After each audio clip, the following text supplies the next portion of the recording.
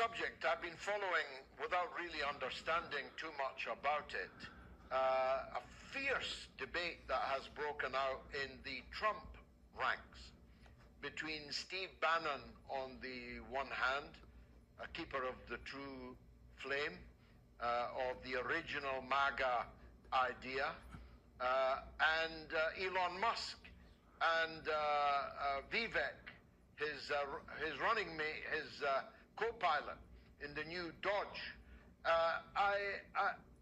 It seems to center on the issuing of high-tech visas to people from India in particular, but from around the world, that can bypass the normal immigration delays and waits. And Bannon is arguing, we came to power, or are coming to power, to put America first, to give these jobs to Americans, not to import more and more Viveks, more and more Elons. Is this dichotomy likely to run, and where will Trump come down on it? The big question is where Trump will come down on it. I think that Steve Bannon, on an objective level when it comes to the America First slogan and ideology and what Trump's base actually represents, is correct. That people did not vote for Trump for him to turn around and then grant. The debate is about whether or not there should be a limit or a cap on these H-1B visas. Not that they shouldn't happen at all, but that they should just be unlimited.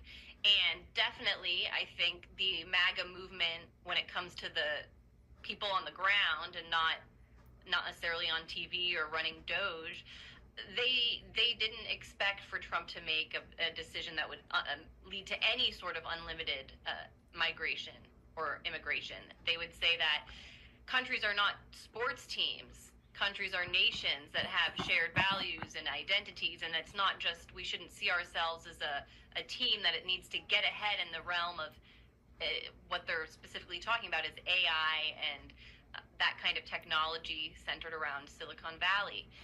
And there are American workers that are capable of taking those jobs, but they will definitely require higher pay and benefits than what some of these workers that come from mainly India would expect. And I've seen interesting reporting in recent days from there was a post from Ashley St. Clair, who is usually pretty vocally in support of Elon Musk and whatever he has to say, but she actually was reporting based on conversations she had with lawyers in the Silicon Valley area who were telling her how these programs work. Is there are these third-party kind of employment hub groups that bring in people from overseas, place them 10 people in an apartment, and they're not living in very great conditions. They even forge sometimes their resumes and their skill level in order to get these jobs that have a high sticker price technically on the salary, but that doesn't actually end up going into the pockets of these workers. These workers then have no ability to fight for their rights or demand pay, and so it's actually a way of destroying workers' conditions in the United States. The people that come here aren't going to be treated very well, and there is an issue. There is an issue in Silicon Valley in particular. Mainstream media have reported it even, of some of the influential Indians that have come here and are from, take their Hindu caste very seriously, actually implementing caste discrimination policies within the Silicon Valley network. That people come here and the workers are part of a lower class caste, put into separate eating lunchrooms, and they're discriminated against for housing. They won't be rented to by the higher caste Indians. They won't be allowed promotions, and it's actually something that is a growing issue.